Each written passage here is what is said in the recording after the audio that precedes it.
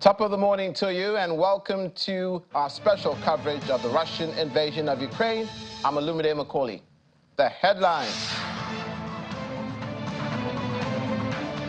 Russia claims striking key Ukrainian military industrial sites while Ukraine hits Russian equipment.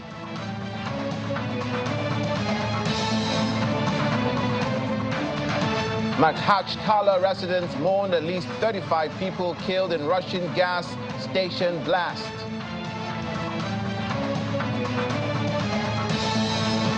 Former FBI agent pleads guilty over illegal work for Russian oligarch under U.S. sanctions.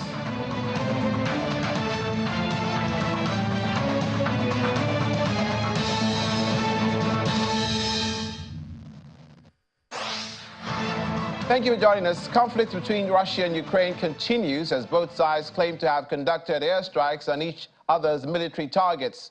Russian Defense Ministry spokesman, Lieutenant General Igor Konashenkov, reported on Tuesday that Russian forces conducted a massive strike with high-precision weapons against key Ukrainian military industrial sites over the past day.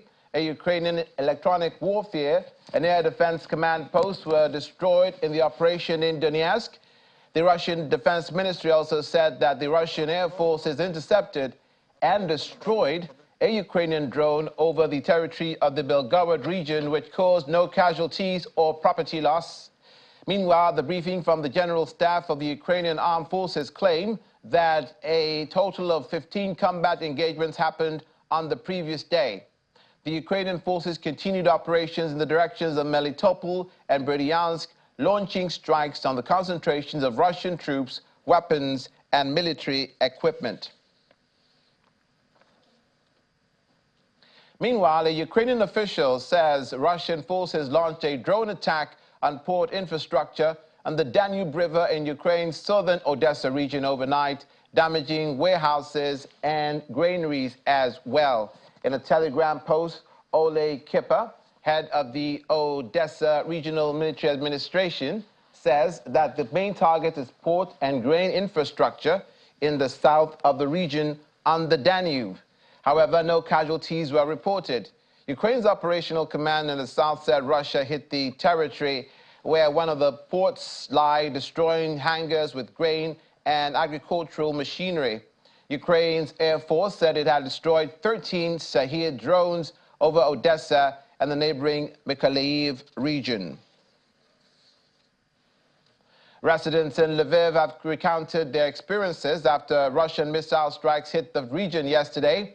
76-year-old Tatlia Yatshinin said she was asleep in her small village when a Russian missile hit on Tuesday morning, and she immediately called out to Ole, her teenage grandson. She says, in her words, "I felt that glass and sand flew towards me and hit me in the eye. I felt that glass splinters hit my leg. I asked Ole what it was. I thought it was lightning." According to Ukrainian officials, Russian airstrikes hit two western regions of Ukraine bordering NATO member Poland and other areas yesterday, killing 3 people in a factory and wounding more than a dozen. Local media say that attacks were the largest air assaults on the Lviv region since the Russian invasion in February 2022. Residents and rescue workers in the Makhachkala laid flowers at a makeshift memorial close to the petrol station in Russia's Dagestan, where dozens of people, including 3 children, were killed in a fire. Russia's Emergency Services Ministry said the death toll had risen to 35 after rescue services found victims during their search, and the number of injured to 75. The colossal blaze started at an auto repair shop on the roadside of a highway in the Dagestani capital on Monday night and caused blasts as they spread to the nearby filling station. The ministry said 64 people were being treated in hospitals, 17 of them to be transported to medical centers in Moscow. Less than 30 kilometers from Ukraine's southeastern front line, rural farmers whose businesses survived Russian attacks now fear an even more dangerous foe: rock-bottom prices for their crops. Mikola, who's a 63-year-old farmer, said he had to keep his crops in a missile-damaged store because he could not afford to spend money he didn't have on repairs which could easily be wrecked again by another missile. The price which Ukrainian farmers received more from traders for their produce plunged to painful lows in July, when Moscow withdrew from a UN-brokered deal which allowed seaborne agricultural exports from Ukraine to be shipped via the Black Sea. With this route now closed, farmers all over Ukraine, one of the largest growers of wheat and sunflower, faced a losing battle to get their produce out through land routes which cannot take the country's huge export capacity. Sweden's Defense Minister Paul Johnson says that Stockholm will donate a military aid package including ammunition and spare parts worth about $313 million to Ukraine. Briefing reporters, the defense minister said, during the spring and winter, we sent large material packages, that is to say, a number of systems. Now we're making sure that the Ukrainians in the long term are also able to use these to reach successes on the battlefield. Now let's talk to Dr. Dakwa Thomas, expert on international relations from international relations theory from Lagos State University, Southwest Nigeria, also founding member of the Association of Foreign Relations Professionals of Nigeria. Good morning and a warm welcome to you, sir. Yeah, good morning. How are you? I'm very well. We hope that it will be said of this war that it will be well, and these confrontations and altercations, to put it mildly, even the conflict in both sides comes to some sort of easing. But now, at this juncture of the war, what are your impressions 539 days into the invasion? Well, in terms of intensity, it has continued to increase, particularly from the Russian side,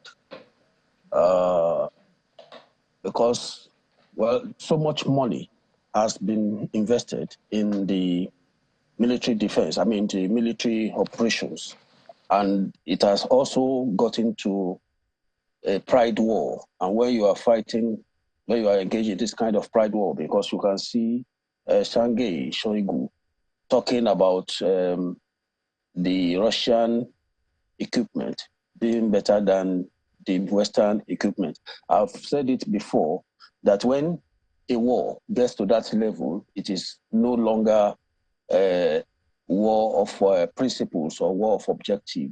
They have deviated from the objective. They are now going into the commercial and the marketing part of war, trying to sell and market their weapons, because emphasis is now on our weapons as superior to the Western weapons. That's the danger that I'm foreseeing. That's part of it. That's the first part of it, that the war is moving towards weapons marketing, armament marketing, or marketing of armament. Then again, we see some escalatory tendencies from the Polish side, so Polish border and the Belarusian border, Polish-Belarusian border, and you could see the kind of parade over, that has never taken place in decades, being conducted. Well, they call it show of force in international relations, being done by the Polish, trying to explain. In fact, they are showing their skill, they are showing their readiness and their expertise now. That, well, they have invested so much, they too have invested so much on military infrastructure. And I know that they are spending between 4 to 5% of their GDP. Again, you have another escalatory tendency with the Danube attack, the Danube port attack. And, when you see the Danube River and, the closeness, the proximity of the Danube River between Ukraine and Romania, then you know that it is getting to a level where there can be escalation. So many tendencies of escalation. And I believe that this is very dangerous. I can also see a kind of reduction in the supply of arms going to the Ukrainians. And that explains why, for instance, if the Russians fire about 20 missiles, they can only intercept, let's say 10, 6. That wasn't how it started when they had huge supply of air defense system, ADS, from all these European nations. But I can see that most of the European nations now are going into, have decided to also face their own domestic problems. They have domestic challenges which they also have to attend to. Ukraine is just a foreign policy part, but you know, at the same time, they are trying. It's not that they are not trying.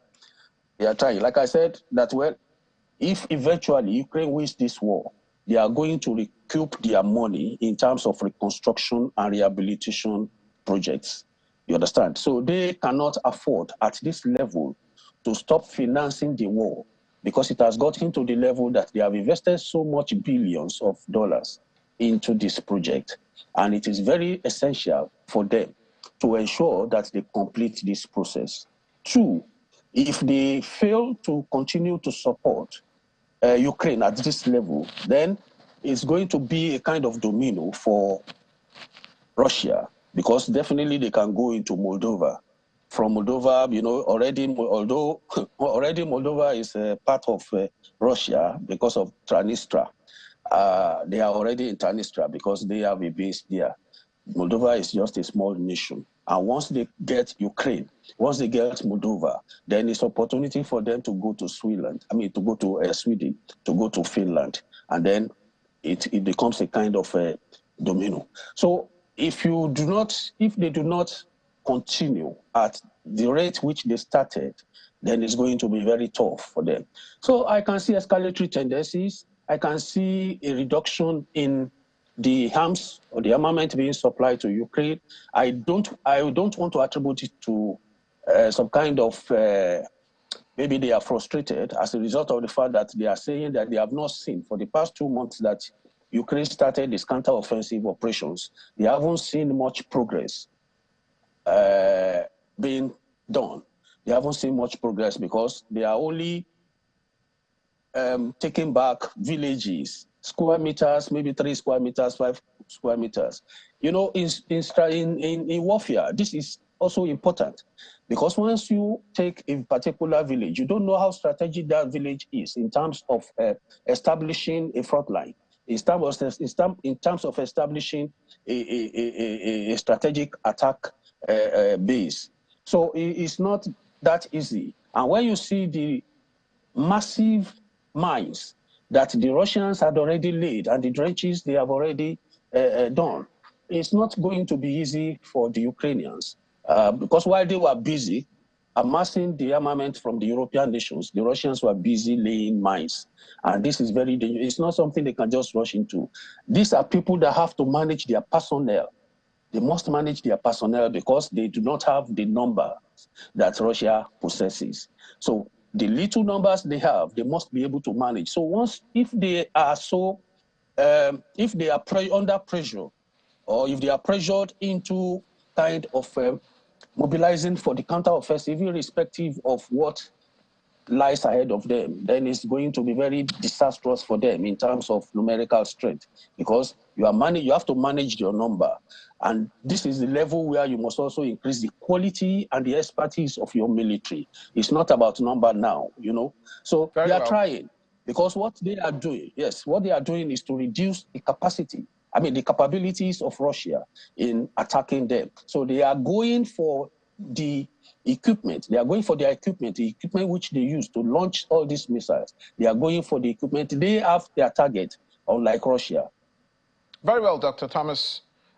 Let's look at Poland now, and who, if you look at their history, obviously have been on the receiving end of many wars. And now, as they've displayed their military might in the military parade, which you reminded us in your submission, what do you make of the allegation now from Russia, who have said that Poland intends to absorb parts of Russia? Poland intends to adopt who? Absorb part of Russia. That Poland has ambitions as well No. to absorb parts of Russia. They've gone as far as saying that. I don't see that kind of, I don't want to buy into that kind of a position, because I have not seen any aggressive tendency on the part of Poland. If anything at all, Poland is a very, Poland is an obedient and disciplined nation that will not want to carry out an aggression at a time that NATO is fighting against aggression. You know, so they must live by their principles. You are fighting an aggressor, and then you want to also carry out an aggression against the aggressor. No, you don't introduce a mini war into a kind of this picture, larger picture. No. Does they're amassing troops, Dr. Thomas, sorry to interrupt you. Does they're amassing some troops now, their ground forces, about 10,000 troops as at last week, some of which they say are to help the border guard with Belarus. Can that be interpreted as some sort of provocation, even though they're on their side of the border? But there's nothing that the Wagner troops have done, as far as Wagner have said, that indicates that they have any intentions to cause any friction with Belarus. That is, with Poland, while they are at the Belarus border. No, from what I have seen so far, I believe that the show of force or the military parade was more of a deterrent, you know, to Belarus. That if anybody, or if you try to do anything, you know, it's a way of showing that we are not just solely dependent on NATO. We can also fight, we can also defend our own territory even before NATO's intervention. There is nothing wrong, and it's deliberate. It's deliberate because you may not be able to see what they have seen in terms of intel. You understand? They probably have gathered sufficient intel to know that, look, these people, you cannot predict them. You know, Russia is unpredictable. Russia is very, very unpredictable. So in that way, then you also have to show possible aggressors that, look, be careful. We also have what it takes to take care of our own soldiers. They have about 150 or between 150 and 300,000, you know, whether with reservists or not with reservists. So they have about 150, 300,000 military personnel. So they are also, it's a normal thing. It's a normal thing to do. I don't think they are amassing this armament. They are doing this mobilization for the purpose of aggression. It's not, I don't see Poland as a nation that can do that against Russia. And I have not seen any contentious border issue between Russia and Poland. I have not seen much. You understand? Nothing has been done to endanger or to engender this kind of war that you are anticipating. I don't see Poland attacking or trying to take a part of Russia. No, I don't think so. Well, I'm not anticipating it. It's the Russians that have said it. And obviously we can put that in the neighborhood of rhetoric, because no one will seriously believe that Poland will have that sort of territorial ambition and will engage any sort of military action to absorb any part of Russia. But Doctor, I like that word, rhetoric. But you know, beyond rhetoric, there is also propaganda. You know, Russia is very funny when it comes to propaganda. They never accept that they are being defeated. They never accept anything that is disastrous to them. They just want you to see the positive side of Russia, not what is happening to them negatively. 2024, Dr. Thomas, next year is a very significant one in the world of sports because of the Olympics. Now, Ukraine says that they will not take part in the Olympics next year if Belarus and Russia take part, are allowed to compete. If Belarusian and Russian athletes and sportsmen and women are allowed to compete in the Olympics next year. this is without prejudice to the fact that the Olympic Committee are saying that possibly it should be considered that these athletes from these countries should compete under neutral flags. But it's not without precedent. Ukraine's position, if you remember, in the 1989 Tiananmen Square massacre, which preceded the 1990 Asian Games held in Beijing, where there was a clarion call against China's hosting of the Games because of their human rights abuse allegations, referencing the Tiananmen Square massacre. But can you really divorce sports from politics? What position do you think Ukraine should take that is fair to all concerned? Because in the cases of athletes and sportsmen and women, some of whom have declared public opposition to their country's invasion and of Ukraine. I'm talking about the Russians, well, particularly the Belarusian athletes. So what's your impression of how this should play out on the part of Ukraine to be seen to be fair? Well, and the Olympic committees and the Olympic organizations? Well, I think in terms of international relations, you hardly talk of individuals. You understand? You deal with the nation. You know, because I'm so sure that if we are dealing with individuals, there should have been a way to deal with Putin. But because they are dealing with Russia, the name Russia. So if you are dealing politically, if you are dealing with a country that is Russia, and you now want to begin a kind of separate, or you now want to have a kind of distinction between individuals and the state, then it's going to be very tough, because politics, I mean, international relations, international politics, both talk about state actors, not individuals. They talk about state actors. We are discussing state actors here. So once it is Russia, it is Russia. Whether athletes have prepared or not, yes, without being sentimental, I really have some kind of sympathy for the athletes. However, if their nation is taking part in a war that is seen as being very unfair and as being a kind of aggression, if you continue to be sentimental towards individuals and say, okay, let these athletes participate in this, let these people participate in that, let these people, you know, these are things that will not, at a stage, it will not have effect. Some of the actions you take against this country will not have effect if you start demarcating or if you start separating sports from politics. Let's take, for example, what African nations did against South Africa during the apartheid period. It was a holistic thing. It was a holistic action, whether it is culture, whether it is sports, whether it is politics. We annihilated them. We isolated them completely. They became a pariah state. If you really want to make Russia a pariah state, make it a pariah state. When you start doing this and then you start doing that, that is why the war has not been very, that's why the actions or policies or sanctions against Russia had not been effective, because there are some of these things are not being done holistically. You doing this part, you're doing that part, you're doing that part, and then that's Russia keeps having money. This is the first time the ruble will fall to maybe 17th month low. You know, but all these actions taken against Russia should have had serious effect on Russia if these nations, either the US and then the EU, if they have been very, very practical and also very aggressive in terms of the actions they take against Russia. And you can see Russia doing summits, doing all these things, mobilizing people from Asia, mobilizing people from Africa, still having some kind of friendship or some kind of relations with all these nations. So it's as if nothing has happened.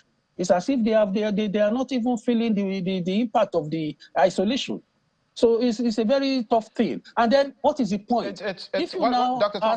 Dr. Thomas, sorry to interrupt you now. Yes. I understand what you said about state actors the states being perceived as the actors and not the individuals of a country. But you remember that these international sports bodies, of which the IOC, International Olympic Committee, is one, has a responsibility to those athletes as well, some of whom are many of whom are career athletes. That's how they put food on their table, that's how they send their kids to school, and they have a time frame in which their longevity can be made the most of while they're in their 20s, while they're in their early 30s, before they can before they cease to compete because of age coming on. So these sanctions that you speak of which many of them have indeed been working, but the extent to which Russia is resilient is possibly the game changer here. Does it mean that one should totally forget about the fact that these athletes are career athletes without prejudice to what their political position is, that sports indeed should be seen to be divorced from politics, especially in certain cases? Well, I believe that there is a provision. I don't know. I think it was applied during the Australian Open or whether it's French Open. What was applied was that, look, you are coming to represent, you are coming to play as an athlete. You will not come to play as a Russian. So, if I don't know if the IOC can accommodate this particular principle. I mean, this particular competing under the neutral flag, competing under without the Russian flag or the Belarusian flag. Yes. No. The point is this. Now look at the moral side of it, and then you tend to create problems for even the image of the sport, because under no circumstance, even if the Ukrainians are persuaded to participate, and then they end up participating, by the time they are meeting with their party, with their counterparts, with the Russians or the Belarusians, and then they fail to embrace, they fail to shake hands, and then you start condemning their action. So what's the point? I see your point. That has already happened, Doctor. In tennis, some of the Belarusian tennis stars the Ukrainian tennis stars refuse to shake hands with the Belarusian tennis So what do you want to achieve? That's already happening. Are you going to achieve your objective? Will you be able to achieve your objective because you want to show that in sports there is this kind of cooperation, there is this kind of spirit of unity, oneness, and everything? And at the end of the day, we are seeing people who are not even embracing, who are being very hostile to each other. One another on the field. It doesn't make sense. That plays out. Thank you so much, Dr. Thomas. This is why they say make peace, not war. The disadvantages of war, in many cases, far exceeds the purposes for which they were started, especially the loss of life. Thank you, Dr. Dagestan Thomas, expert on international relations theory, Lagos State University, joining us from out of Lagos in southwest Nigeria. Many thanks. Thank you for having me, Olumide. After the break, Poland displays military might as elections loom. Details in a moment. Please stay with us.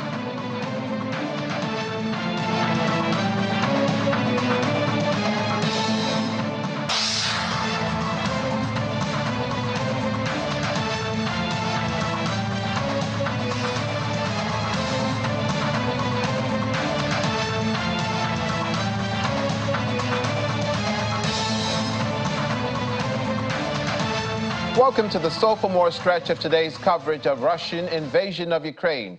Chinese State Councilor and Minister of National Defense Li Shangfu attended the 11th Moscow Conference on International Security, vowing to strengthen pragmatic cooperation with other militaries. Addressing the security meeting, Mr. Li said that the global security initiative put forward by Chinese President Xi Jinping, which advocates the concept of common, comprehensive, cooperative, and sustainable security, and aims to create a new path to security that features dialogue over confrontation, partnership over alliance, and win-win over zero-sum, has received a positive response from the international community. He adds that China looks forward to work with all countries to act on the initiative so as to inject more stability and positive energy into a world of turbulence and disorder. Noting that the Chinese military has always been a staunch force for world peace, in their words, Mr. Li said that the Chinese are ready to enhance strategic mutual trust in the field of military security and strengthen pragmatic cooperation in specialized fields with other militaries, making new and greater contributions to safeguarding global security. On the sidelines of the meeting, he held talks with the Russian Defense Minister Sergei Shoigu, exchanging views on state-to-state and military-to-military relations and cooperation between the two militaries. A former FBI agent admitted to working for Russian oligarch Oleg Deripaska while he was under U.S. sanctions and pleaded guilty to one count of conspiracy in a New York court on Tuesday in exchange for prosecutors dropping other charges. Prosecutors in January said Charles McGonigal, who led the FBI's counterintelligence division in New York before retiring in 2018, received concealed payments from Deripaska in exchange for investigating a rival businessman and unsuccessfully pushed in 2019 to have Deripaska's sanctions lifted. At the meantime, McGonigal pleaded not guilty to 4 criminal counts, including sanctions violations and money laundering. The 55-year-old McGonigal said in federal court in Manhattan on Tuesday that he worked for Mr. Deripaska between spring and autumn of 2021 to find negative information on President Vladimir Putin in an attempt to have the Deripaska rival put on the U.S. sanctions list. What? To be removed from SDN list, because I think it was not according to the law. Even their law was not according. And what they brought, as a first step when they published the list of hundreds, what was the reason? They literally put on list whole Russian private business. Russian private economy shrunk for the last years to less than 30%, and then they put it all on the list because of what? They all close, all these hundreds, they all close to Putin, they all support whatever claim it was a malign activity. It's nonsense. It's obvious. It's always nice to talk about oligarchs, all this, balderdash, but in reality, it's a simple case. They made it wrong with aluminum, and they suffer. It's clear. Europe can, consume, 14 million ton. U.S. consume around, 14 million ton. Almost 30. When aluminum jump, $1,000, almost $30 billion would be wasted in a year. And they, make a step back. For this, plant, for these facilities, they don't have this problem. You really pretend that our president will bend on any circumstances? You're journalists, you know them even better than anyone else. It's impossible. It's a mysterious mistake, which was done by U.S. tried to bring Russian people as a part of hostages, for their affairs. Poland held its biggest military parade since the Cold War in Warsaw yesterday as the NATO member, since the Cold War took in Warsaw yesterday as the NATO member country flexes its muscles in what the government hopes will be both a message to Moscow and to voters ahead of the elections in October. Russia's invasion of Ukraine has made boosting the armed forces a priority for Poland's ruling nationalists, law and justice. And with the election campaign in full swing, the huge display of military hardware provided a chance to burnish their security credentials. Marching on Armed Forces Day parade on the anniversary of Poland's victory over the Red Army in the Battle of Warsaw in 1920, where 2,000 soldiers from Poland and other NATO countries with 200 items of military equipment and 92 aircraft were on display. The equipment on display included M1A1 Abrams tanks brought from the United States, South Korean K2 tanks and K9 self-propelled howitzers, as well as HIMARS rocket launchers, Patriot air defense systems, and Polish-made Borusk infantry fighting vehicles.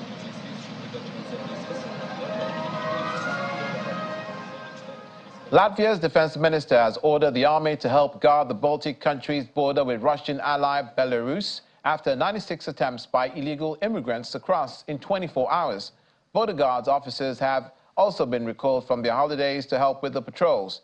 The Border Guard said in a statement that Latvia had information about a possible increase in hybrid threats, adding that Belarusian authorities were increasingly involved in the organization of flow of irregular immigrants. EU members Latvia, Lithuania and Poland, which share a border with Belarus, have worried increasingly about border crossings since hundreds of Russian battle-hardened Wagner mercenaries arrived in Belarus last month at the invitation of President Alexander Lukashenko. Now let's talk to Mr. Kumi Akinade, Secretary, the Soyuznik Alumni Association, Nigeria, who joins us from Lagos, Southwest Nigeria. Welcome to the program this morning, and thank you for making out the time to be with us. Hello, it's good to be back. If you measure deterrence if you measure the success of deterrence by a change of policy or a change of position from countries who are the targets of such symbolic deterrence, ergo this Polish military parade, then one will find that nothing hardly ever happens. In this case of the military parade, said to be the biggest since the Cold War by Poland, said to trying to send a message to Moscow concerning the invasion of Ukraine, do you think that message is going to be received by the Russians, or do you think it's going to be ignored by the Russians? Like from the beginning of the war, it has been envisaged that it will get messier, excuse me, and more complicated. Poland had been part of the Warsaw Pact, and strategically it's alleged that the Russians are planning a missile attack in Lvov. Lvov is one of the closest cities in Ukraine, closest to Poland. And historically, Lvov was considered part of Poland, just like Crimea was considered part of Russia historically. So it's getting messier. So with the kind of, with the Wagner group now moving down to Ukraine, it's suspected that the Russians are opening another front from the western flank, not just the eastern flank, which is making the war more complicated for every stakeholder. Like NATO cannot get more worried because Poland is a member of NATO, and bringing the war closer to the Polish border, which has been perhaps a source of flow of ammunition to support the Ukrainian, perhaps it's just a military strategy, in my opinion. The Polish have been very squeamish of the presence of the Wagner mercenary troops near its border with Belarus. Do they have reason to be? There are many warmongers who will say that this is a precipitation, this is antagonizing, this antagonistic, and these sorts of actions by Russia and Belarus. If you're going to have the Belarus, the Wagner mercenary troops in Belarus, do they have to be so close to the border with Poland? And questions of that nature arise. But realistically speaking, can there ever be an escalation, in your view, of this conflict that will involve Belarus and Poland? Belarus, who, by the way, on paper have no troops fighting for Russia, who are their biggest ally in this Russian invasion. So why would they, if they're not even fighting in Ukraine with the Russians, why would they even try to aggravate the Polish who are just next door, right next to them? Well, it's known that any NATO ally has always been providing strategic support for Ukraine. Because, I mean, America is quite a distance, that is leading the NATO support. So definitely they will use the peripheral states. So Poland, by extension, has been supporting Ukraine. Then, by extension, Belarus has been supporting Russia. So this is actually should have been expected. And perhaps what happened with the Wagner group is just a strategy to change, perhaps to reduce the possibility of inflows of arms into Ukraine. So one should definitely expect this. It's not a surprise. As this war continues, and definitely any condemnation is understandable. As the NATO allies are condemning Belarus, Russia has been condemning Poland. they haven't just condemned them as well. They have also said that any threat, any aggression against Belarus is one against Russia, saying that both countries are one in their unity in this war. Concerning the Chinese, who we just reported just now that their defense minister is in Russia for a 6-day visit, and this happens in the twilight of the visit of the presence, rather, of the Chinese at the Saudi Arabian conference, for which many were happy and said that maybe it's an indication of China looking more Ukraine's way in this matter. But now that they said it in no unclear terms that they are firm supporters of Russia and that they want to enhance their strategic cooperation along military lines. So how do you think the Chinese now should be viewed? Are they for the Russians, or are they for the Ukrainians, or are they for themselves?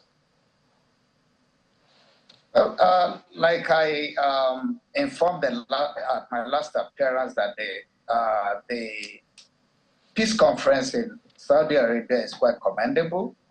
However, we've had peace conferences, attempt at negotiation for peace, and every stakeholder in this kind of conflict always have their interests above every other thing.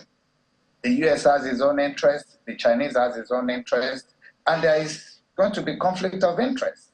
So the Chinese are pursuing their own interest at every instance. And one can safely understand them. They also have issues about Taiwan and whatever. So they always keep that in perspective as well, that in case of eventuality, there is a hostility between China and America on Taiwan, they will need support of some countries, and Russia has been quite strategic for them. So they won't throw that away just because of one conference in Saudi Arabia. Sergei Shoigu, the defense minister of the Russians, says that in his view, the Ukrainians are almost exhausting their offensive capacity. He also says that the war has afforded Russia the opportunity to detect the vulnerabilities of Western hardware warfare equipment. And he says this as he continues to bolster confidence amongst the troops of the Russians as they continue to engage this war. Is he lying? Well, whichever way, there will be gains, there will be losses in any war. We're talking about two superpowers by any benchmark. They will always find out new strengths in their opponents, and they will find some weakness. So it's quite a norm. So definitely, if Russia has decided knowingly to open the western flank through using the Wagner that has been conducting some project engagement on behalf of the Russian army. So definitely they must be acting on some intel. So basically, when you look at the losses in the war, Russians have lost serious equipment, and Ukrainians, by extension, equipment supplied by the West, has also been captured as well. So definitely, I don't think any serious military formation will take that as a grain of salt. Yeah, well, at times they will react to that. Yeah. We'll leave it there because at times it's different to sift what is propaganda and what is truth coming from both sides because they're engaged in this mortal combat. Yeah. Thank you so much for your contribution this morning, Mr. Kumi Akinade, Soyuznik Alumni Association, Nigeria, joined us from Lagos. Many thanks. Thank you, Olumide, my pleasure. When we return, Ukrainian President Volodymyr Zelensky meets troops in Frontline Zaporizhzhia region. Details in a moment. Please stay with us.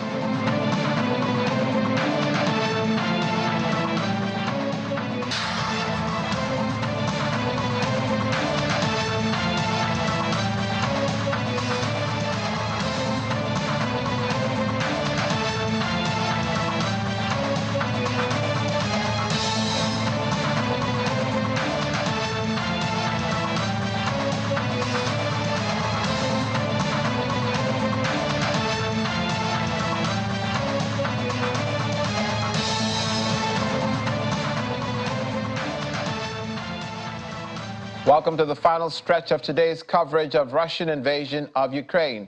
Russia's central bank has decided to raise the key interest rate by 350 basis points to 12%. During an emergency meeting, the bank announced the rate hike and says the decision was aimed at limiting price stability risks amidst pressure from inflation.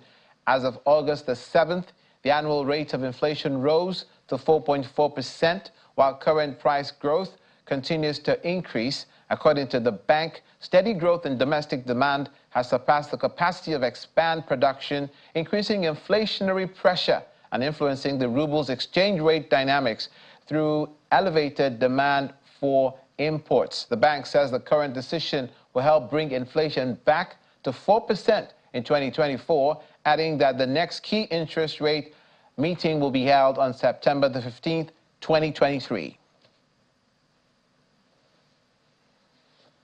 And if anything I've just said sounds like Egyptian hieroglyphics, Ini John Mekwa, our Channels Television business correspondent, is here to translate for us. Thank you. Good morning. Good morning. That could be Egyptian, that could be Yiddish, that could be Chinese or Japanese. Any of them. Even Russian. Even Russian.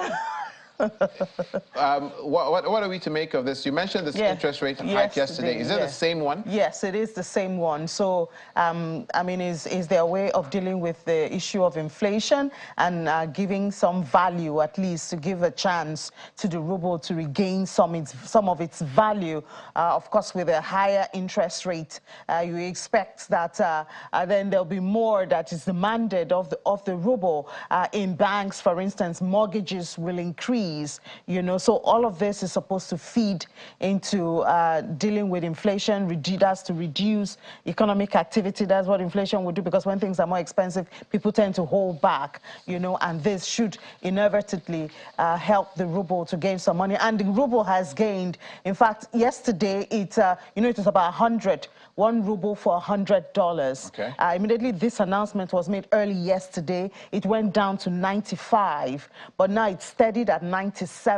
So at least they're saving 3 rubles to a dollar at the end of the day. Not to digress, but how much is it again? $1 to a naira? One ruble, 1 ruble. Oh, no, I'm talking about the naira now, the Nigerian naira. Oh, you don't want to go there this morning. Yeah, you don't want to go there this morning. Yeah, well, it's a great disparity. Yeah, we're heading straight to 1,000. Not a good one at all. But as this acting CBN governor has promised intervention, we wait to see that intervention. We know that the major intervention that the country needs will be more supply of dollar in the country, and that means we should export our crude oil, He says those effects will happen in the next few days.